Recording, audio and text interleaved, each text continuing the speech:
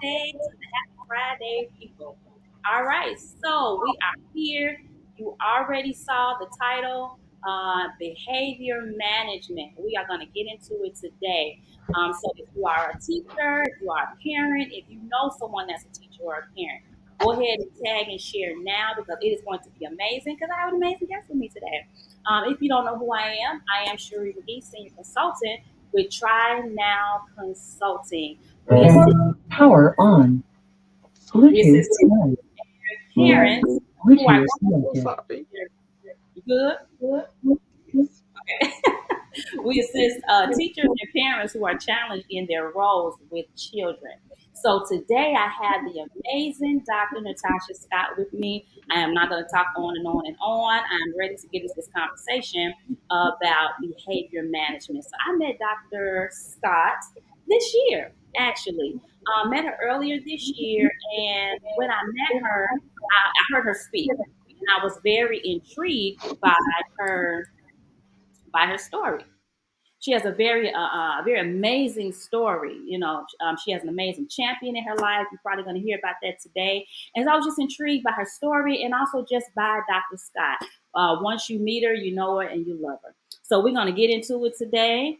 Welcome, welcome, welcome, Dr. Scott.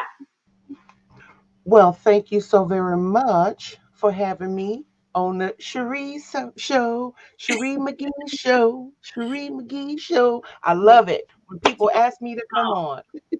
come on, theme song. That's what's up. All right, so I have my small intro, but as always, I really like for people to introduce themselves. So, Dr. Scott, tell us who you are. Well, as you said, I am Dr. Natasha Scott, but my friends know me as Tasha or Mhm. just Tashi. Um, I am an educator. That's just what I am. I'm an educator, and I'm going to be one till the day I go on away from here. Mhm. But life for me didn't start that way. I didn't start out wanting to be an educator. I started out wanting to be an OBGYN. I was going to be a doctor delivering babies. I don't know why I thought about that. I was like, I'm just going to do it. That fizzled. But I always had a love for children. So all my summer jobs, everything about that all roads led to kids. So Mhm. that's where I really got started. So it was more of I was called to do it, even though I was sort of kind of trying to go over to Nineveh. You understand me? But I ended up back over with the kids. So for me, in a nutshell, I am an educator, been in it for 20 years, and I love what I do. I love helping the babies. Give me the little ones. Preschool to fifth grade is really my sweet spot, Okay. but I'm certified to teach them all, and I have. I've taught every last grade from preschool to 12th grade. That is phenomenal. And I don't meet a lot of educators who have done that, but I myself also have taught from all the way from K to 12. And I'm like, well, how was that my journey? You would hear other teachers saying they got in fifth grade and they stayed there for 20 years. That just wasn't my experience. But I appreciate that because I learned how to touch every age group. And I grew, through that. So that's really phenomenal. So you say you had not planned to be a teacher. All roads Nope. led back there. What led the road back to you being a teacher? Well, let's see. I honestly can't begin to tell you exactly when I got on the road to teaching, Mhm. but I know it started with I went to tend to my grandmother who had Alzheimer's. Okay. And I didn't know nothing about no Alzheimer's. I didn't know nothing about anything. It's like, what I was doing. But I was the only one able to do it.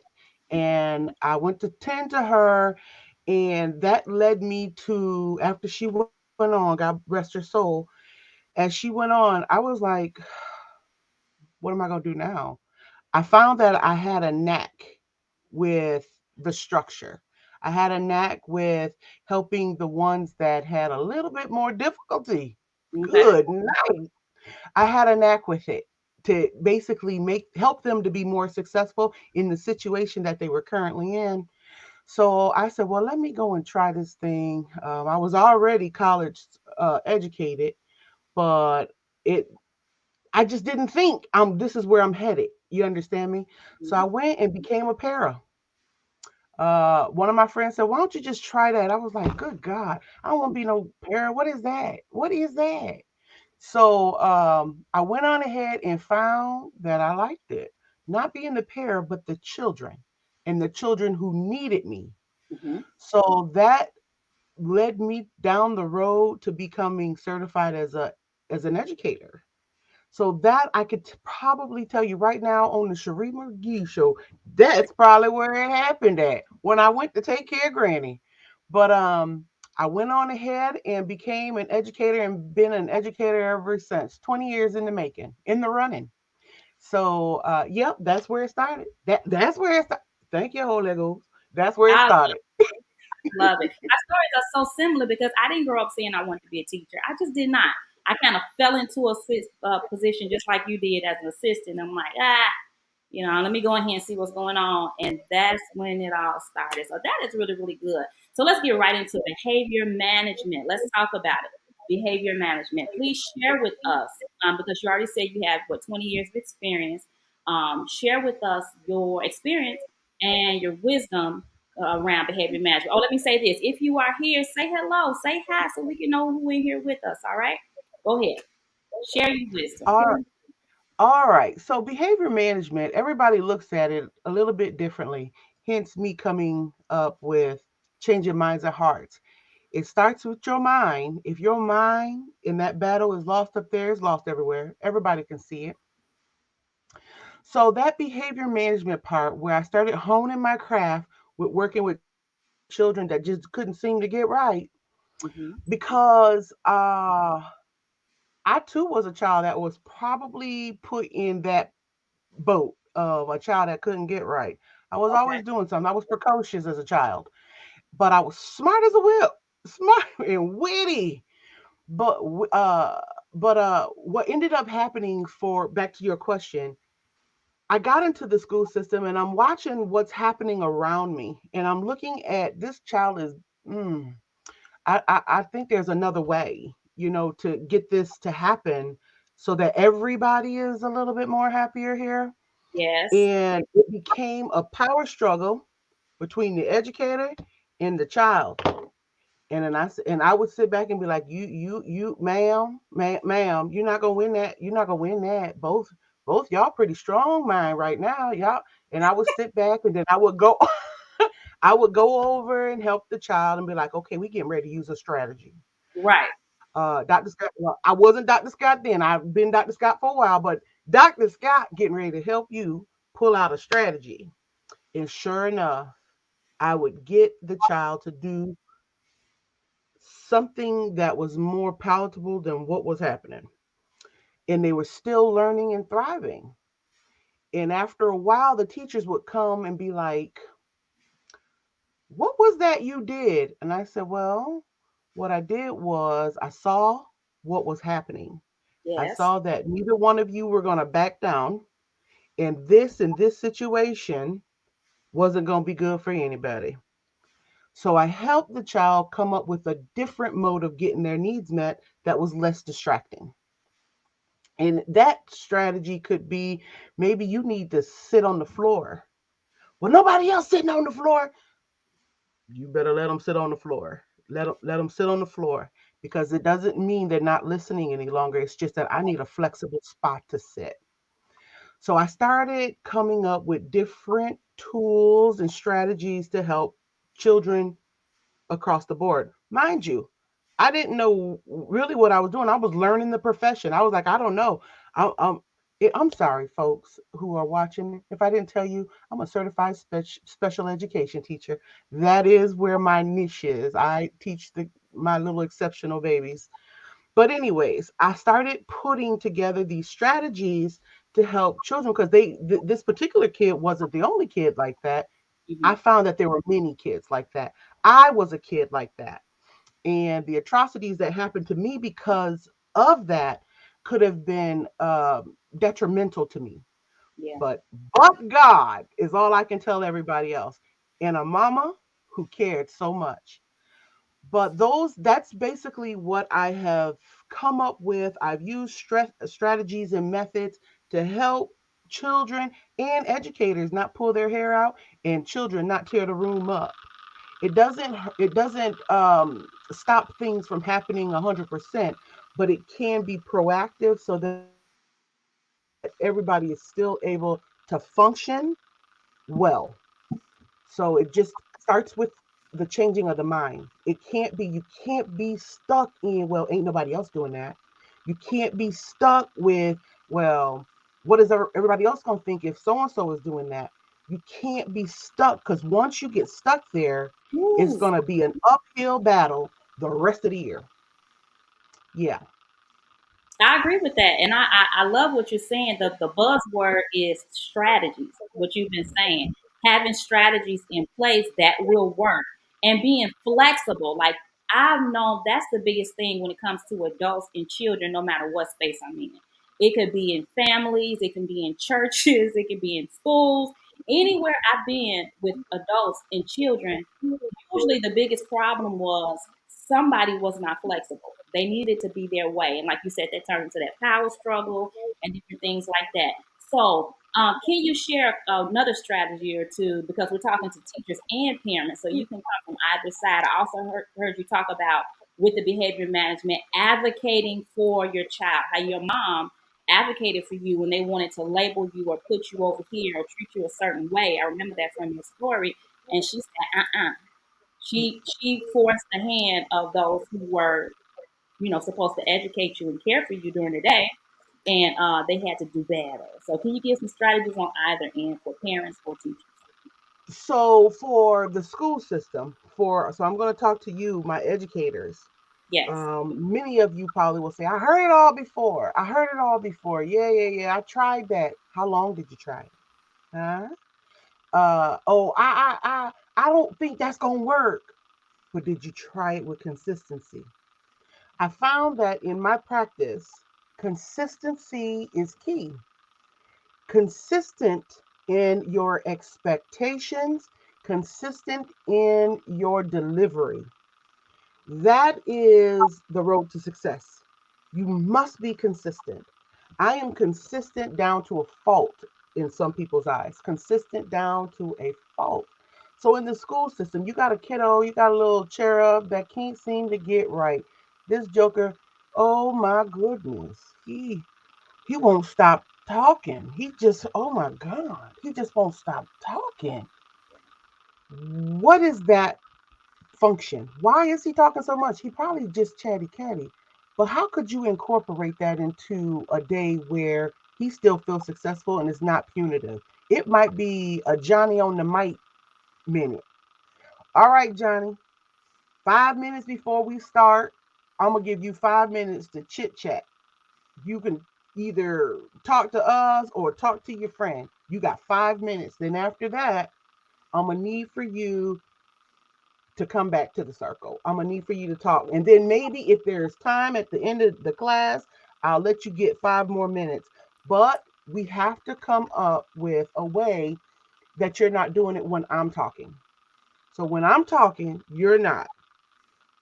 That also leads back to an executive functioning deficit. Parents, the research shows, parents that struggle also will have an offspring that struggles too. And everyone, well, when you start having these conversations with parents, well, I couldn't remember my stuff either. Yeah, Johnny don't remember his stuff either. It's nothing wrong with you. It's Right. just that there is an executive function that didn't quite develop. So there are strategies that we put into place to help you become more successful. Okay, executive function, we're all born with it. Every last one of us are born with it. A boatload.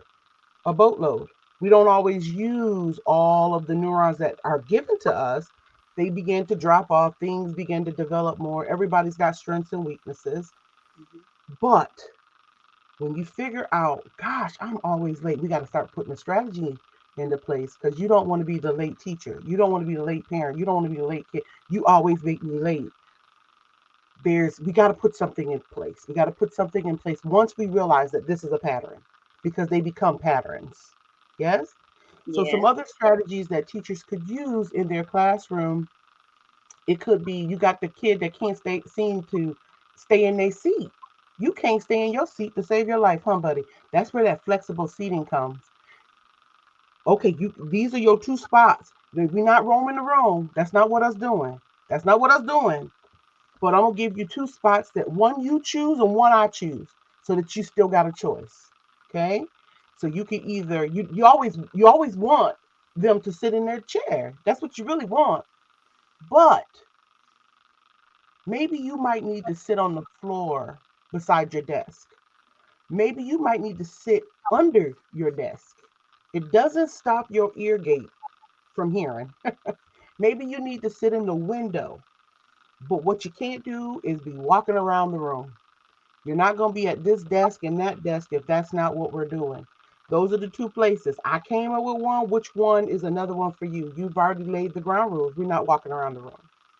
So now that they know that they've got a choice, you have to be okay with that, educators. Come on. You have to be okay with it. You have to be okay. You never give them a choice that if they chose it, you're gonna pull all your hair from the root. You have to give choices that are okay, and allow them to have a choice that's okay. Have that communication with them so that they are aware. Parents, Wait, we I got. got. Whoa, Oh, whoa, oh, okay. whoa, I'm sorry. whoa. We can't I just was. walk all over that. We cannot just walk all. They got to process that. You gave so much in those last couple of minutes, and I can attest to what you're saying is true. The power of choice, and like you said, creating alternatives, like uh, create like a place of compromise. And I'm gonna say this real quick. I had this one baby. He helped me become an amazing teacher. I could count. You know how like the toast pops up out the toaster, poof. I could count on him in a matter of about 4 minutes every single time. He was not diagnosed yet, but I could count on it. This is a gen ed class. He would literally be sitting in his seat fine, and he would just raise up at the seat, poof, and he would stand and he would start walking. I mean, it was clockwork. I could count on it. And so I was like, oh God, what am I gonna do? And so then I'm talking to mom. Mom is active now. She's not absent. Mom is active. Dad is active. Grandma, grandpa, everybody's active, but nobody can get this kid to not pop up at the toaster. And so I said, oh God, what are we gonna do? And he loved to tell jokes. He loved entertaining people. That's just what it was. And so I said, okay, what am I going to do, sweet Jesus? And so God gave me a strategy when I knew the pop up was going to happen, when the timer goes off, poof, and he stands up, to have something for him to do. You know, like to come help me or take something to the wall or just to give him that opportunity to move, right? And then also, I said, I tell you what, I know you love to entertain the class and you are funny. He literally was funny, right? And so I said, okay, if you can manage to not disrupt, at the end of the day, I will give you time. I'll give you 5 minutes to tell your jokes to the class. Those were two strategies, right? Because if I didn't put strategies in place, if I didn't allow choices, if I didn't compromise, that precious baby would have destroyed my class the whole year. You see what I'm saying? So what you're saying is so true. I absolutely love everything you are sharing. Oh dear God. Okay, go on to the parents. All right. So parents, I've heard time and time again that, oh my God, my child is so smart, but they just can't get right. Like, I tell them to do such and such and such, that joker go and do whatever he want to do, and he do it all the time. But I know he's smart. Yes, he is. Executive functioning skills has nothing to do with how smart you are. They are typically very smart, but it's all the things that's happening at once. I tend to tell parents, and you know who you are. You are in the living room and you yelling to your child all the way upstairs. Bring me my purse and stop in that bathroom and grab the brush and come. He might just come downstairs. Uh, where my purse? Where the brush? Wait, what? He didn't get all of that. They didn't get all of that. I tend to tell parents at home, when you're giving commands and you want the child to do something, have them right here. Right here. This is what I want you to do. Have them repeat it. What is it that you're going to do? Oh, all right. And then when they come back, praise them for it. Thank you so very much for bringing my purse and the brush. Sometimes it's the short-term memory that it's a working memory. Like how much do I remember to do at once? There's a whole lot going on up here. And then I only heard snippets of what you told me to do. Yep. So it's not always because I've seen it even in the grocery store. Oh my goodness, parents, and you know who you are. May the Lord bless you. But all that fussing and cussing and screaming, child, there's something else going on. And chances are there's a parent that struggled the same way. So we're trying to either beat it out of our kids or scream it and yell it out of our kids, but you yourself probably struggled as a child. And you know how that made you feel? Probably not great. Somebody always cussing and fussing at you about something you probably couldn't really control and you didn't have a strategy to figure it out. So those are some things that parents can do. I always tell parents, be consistent. Same thing I tell the educators. Be consistent. Woo! Be be in the know of what you're doing.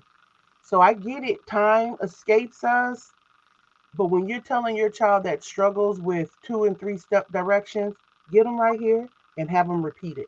Repeat it back to you. What did I ask you to do? Where are you going?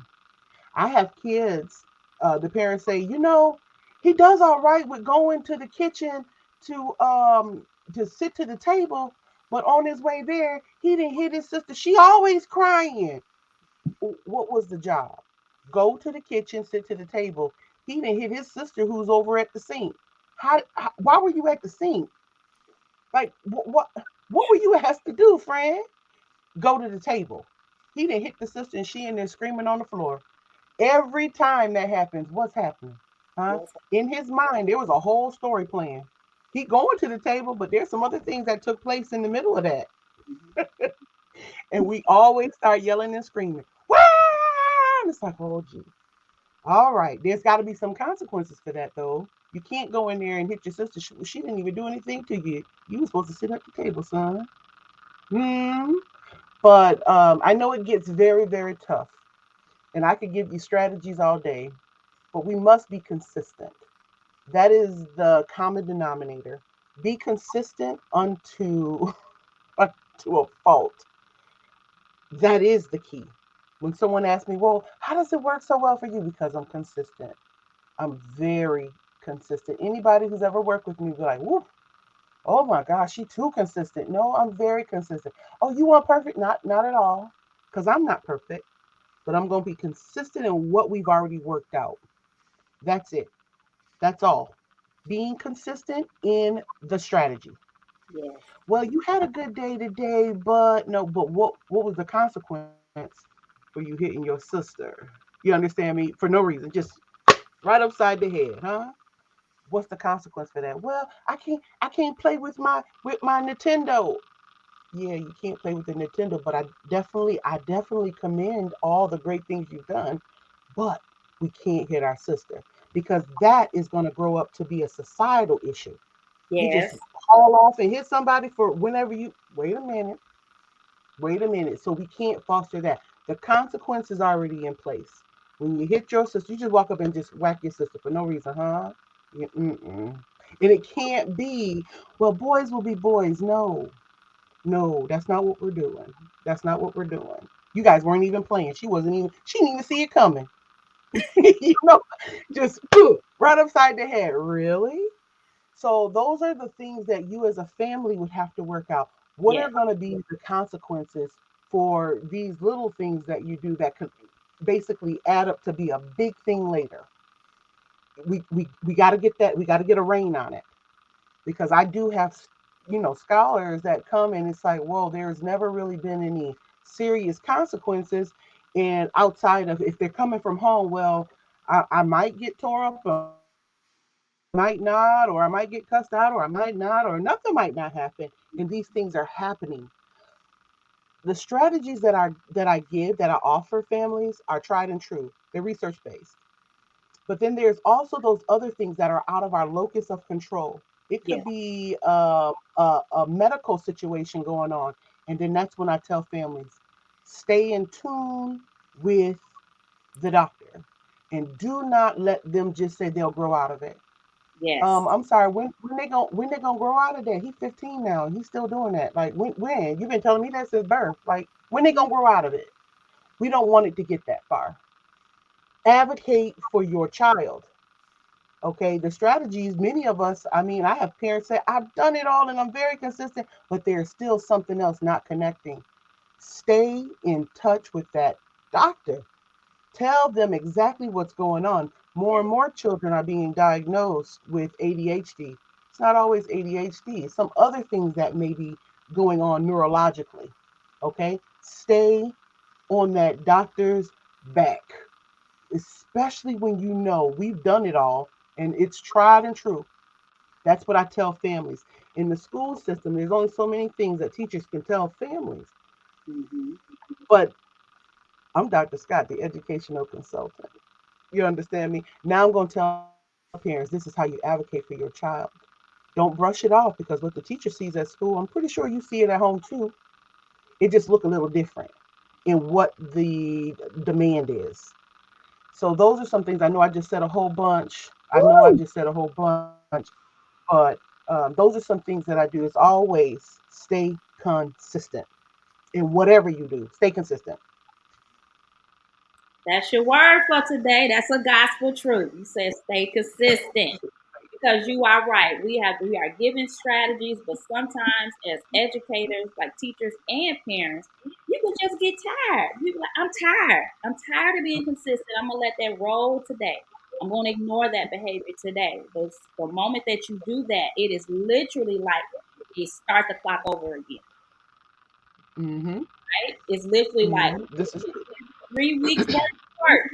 You did the thing, and then it's 1 or 2 times you just slid off. The kid said, "Okay," and then everything is gone to pot pretty much, and you have to build back up and start yes. over again. So you said so much goodness. How do these people find you with changing minds and hearts? Because I know they want to know more. Well, you can always find me here on the Facebook land. Always find me on Facebook. You can find me on LinkedIn under Dr. Natasha Scott. Yes, you can. You can even search my webpage, changingmindsandhearts.com.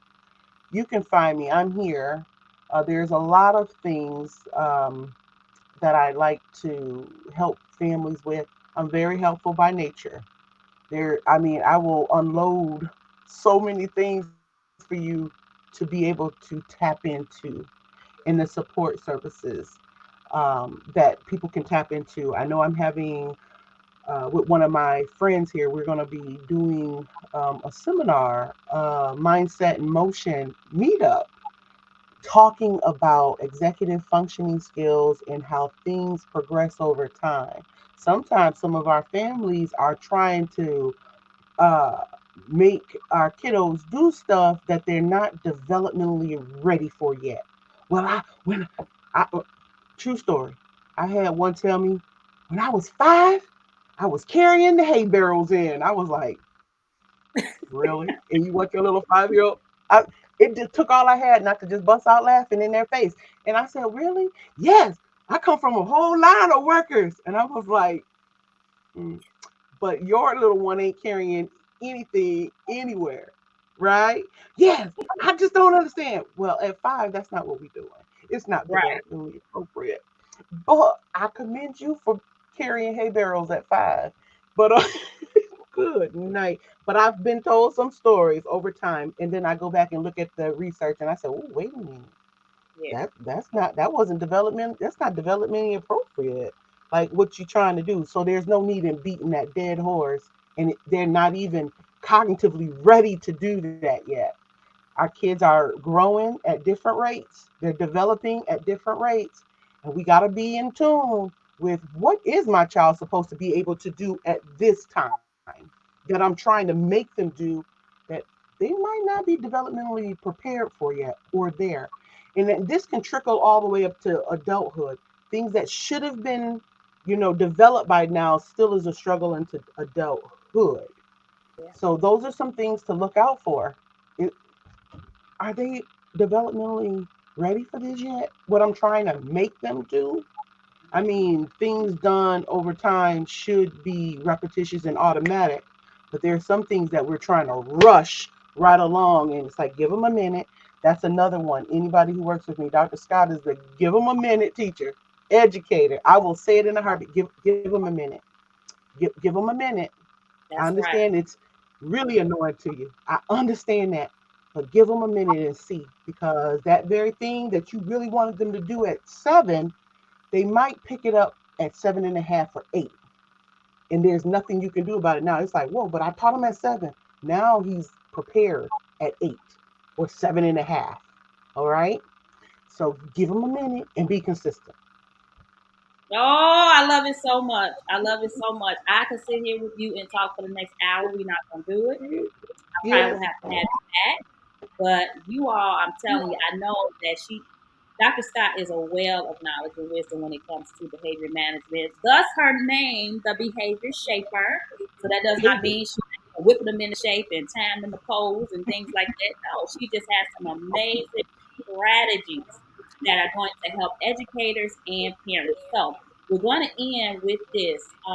Give me or us tips. Those novice, those first year teachers who are coming into the classroom this year, in the midst of everything that is going on, what is some advice you give them?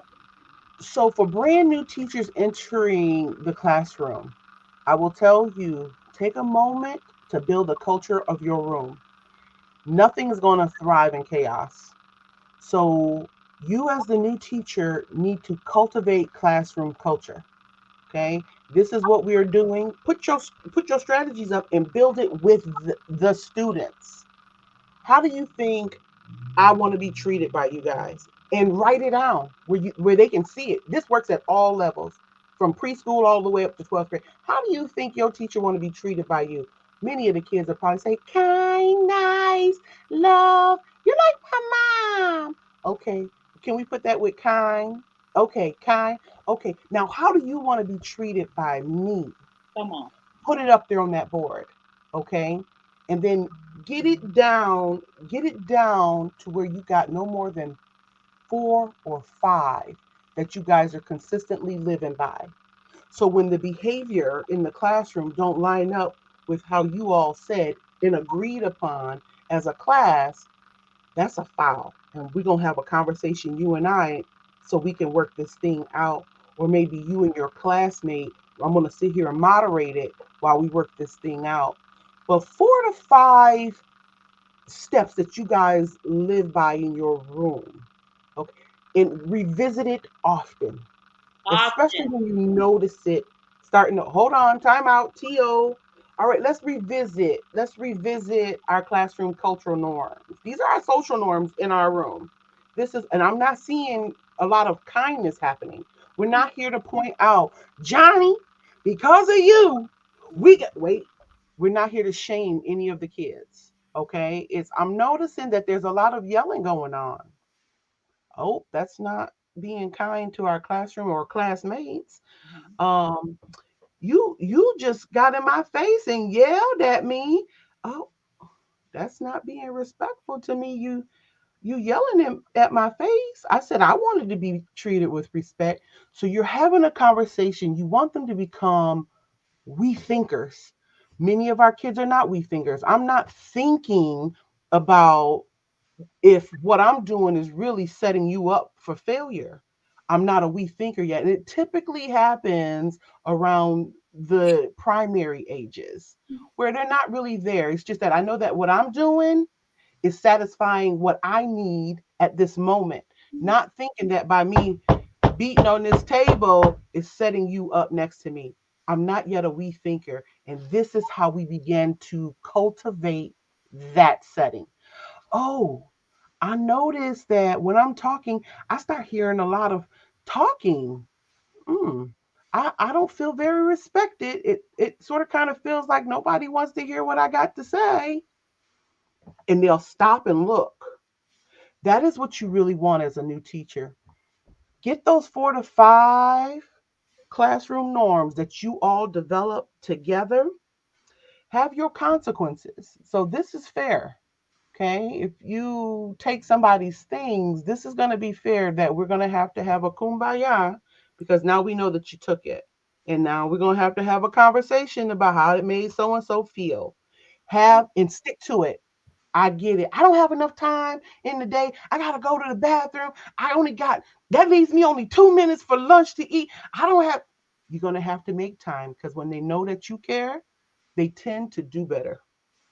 They tend to show up and do better for the one they know that really cares. And for my middle school teachers, some of my cherubs have had many teachers in the course of a year, where by the fourth teacher, they're like, whatever, we just trying to get out of here.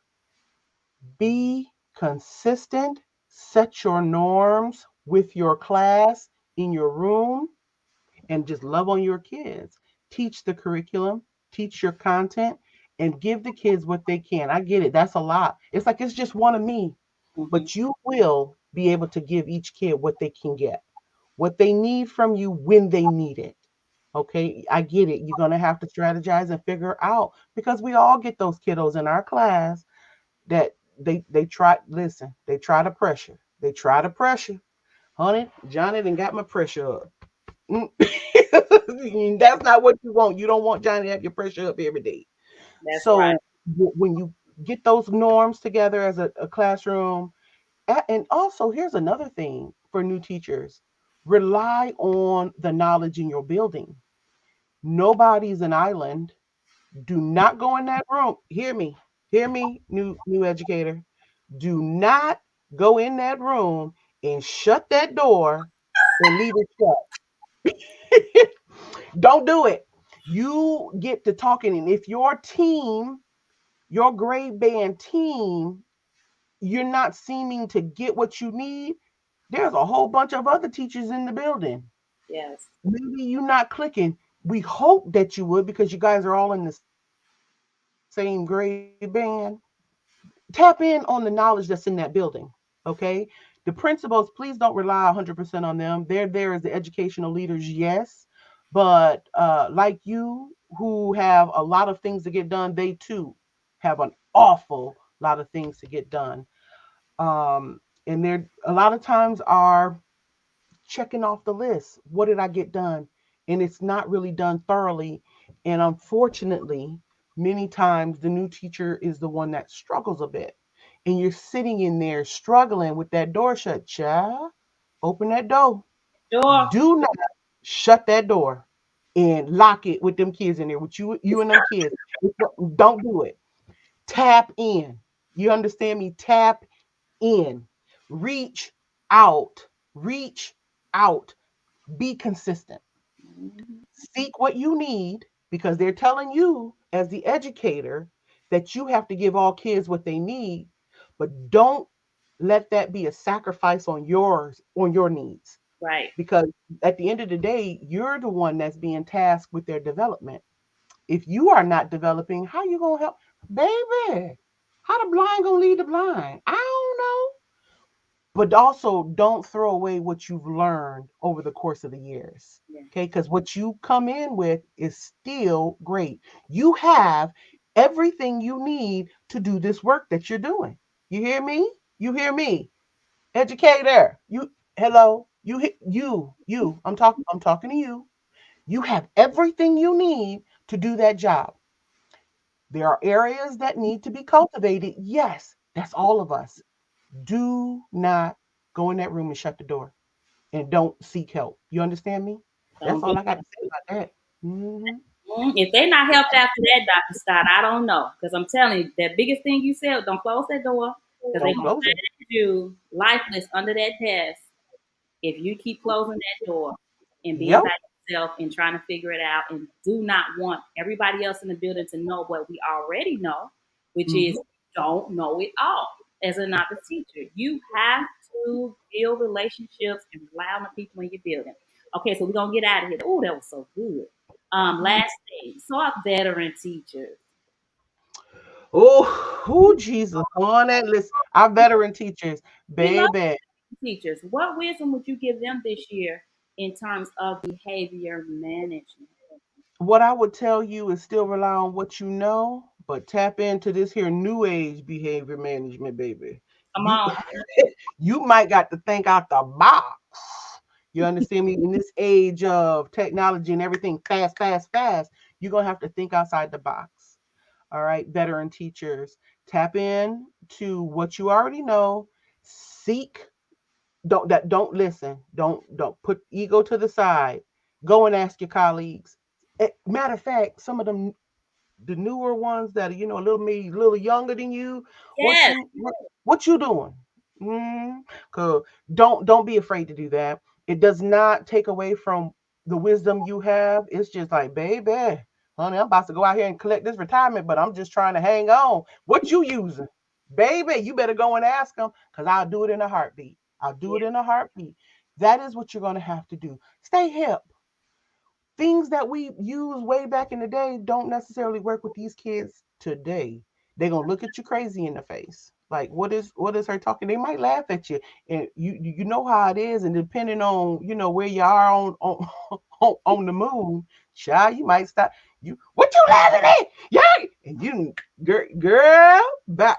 yeah, Listen, veteran teachers, tap in to the wisdom that's in your business, in your building. Just as those new teachers walking through the door, right, fresh out of school, you veteran teachers still go and tap into those ones walking right out of the school, because they coming in with something we weren't taught. They're coming in with strategies that, hey, I would have never thought about that. Have those conversations with them. Know your kids. That's the biggest one. If I had to give any steps, be consistent, create your culture norms, know your kids. All right. Well, how am I gonna learn them? Figure that one out. You understand what I say? The kids that know that you love and care them are the kids that tend to do the best yep, for you. yeah, If they don't get anything from the lesson, they're gonna do their best to try to please you because they know you care. Yes, yes. yes, So I know that in my career that has happened, where I've had some doozies, baby. Walking in, the kiddo that I received on September 1st wasn't the kid that left on June 18th. You understand me? yeah, And then they will run down this, they will chase down the sidewalk. They see me down there, I'm like, sweet pea, they go, hey, my babies. But it's not the same kid that started. And none yeah, of them are. yeah. But will they leave all the better because of you? That's it. That's key. That's vital. Will they leave all the better because of you? Or will they leave a little bit more entangled? Child, that's not what I want. We don't want that. Mhm. So, veteran teachers, tap into those young bodies that are walking into the building.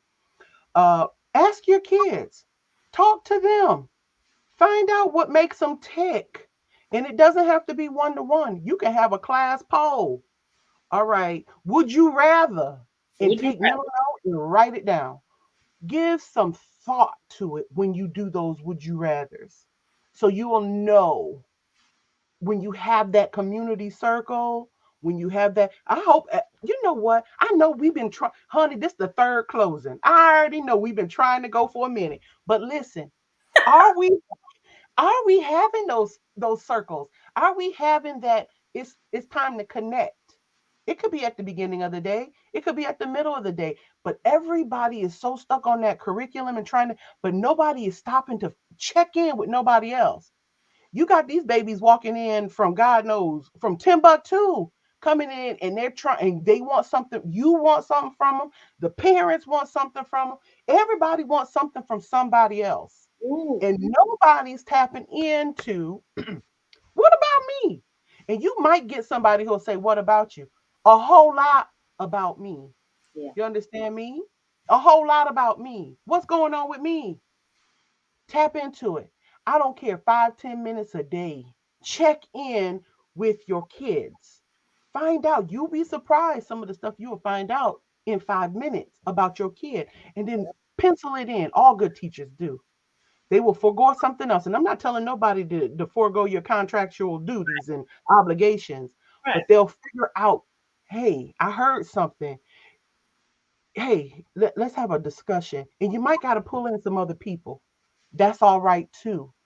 But have that 5 to 10 minutes to build that community where you checking in with those babies, because they coming in from a world of something. And one other thing, educators, In my job as the special educator, I've heard it all too much. These kids, it's just the home environment. It's just bad. Be that as it may. But I will tell you, every parent that sends a child to these here schools, they sending the best they got. That's the best they have. Nobody is sent. Oh, you know what? I want you to go there and be a wild turkey today. You hear me, Johnny? And you too, Karina. Get in there and be a wild turkey. No parents doing that. They're giving you and sending you the best they have, regardless if we agree with their parenting style. It's the best they got. So we're going to take and cultivate the best that they're sending us. Mm. Keep that in your mind because it's hard. It's hard out here in these education streets. I'm Yes, just it saying. is. The kids are different. They seeming like they're coming more and more disobedient. They seeming like they're coming more and more disrespectful. It's just, what about me? It's a lot about you. But they're sending the best they have. Yeah. And we may not agree, but they are sending the best they have. And I do go and advocate for the family like that. I tell the teachers, they sending us the best they got. Now, what can we do? That's in our locus of control right here in this building while they're here with us for these 6, 7 hours a day. That's What it. can we do? And how can we send these little nuggets? When you send those parent newsletters home, put in the little nugget. It don't have to be a whole long soliloquy. It don't. Hey, this is what I've been doing in the classroom to get attention from my kids.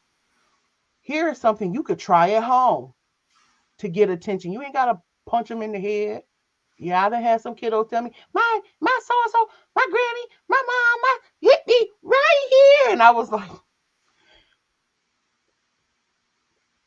put it in there. And I get it. Figure out another way. Blast Zooms, phone calls. And when you make those phone calls, let those phone calls be more positive than not. Please don't be calling those families with everything negative that comes up. And that's the first time they hear from you is when, guess what? Tell me something I don't know. Johnny do that here at the house. Right. Please, please tell me something I don't know. How about even if you got to think it up real hard sitting at your desk? What did that boy do right today? Well, he did come in and grab his notebook. Hey, Miss Jones, I'm just calling to tell you Johnny came in and grabbed his notebook. Be that as it may. All right. So the more that they hear from you that's positive, the more they're going to be willing to receive anything that you can give that's a strategy to help even at home and to try to come up with a plan to help support Johnny with his executive functioning skills. Because chances are she's struggling with executive functioning skills that haven't quite developed. And it shows at home and it shows at school. It shows anywhere Johnny or Sheila or Deontay or whoever is. It shows wherever they are.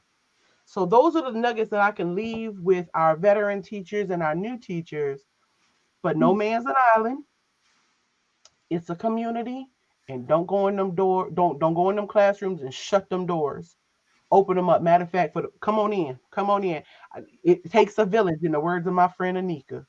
It takes a village. Yes, it So does. don't go in there and shut yourself off.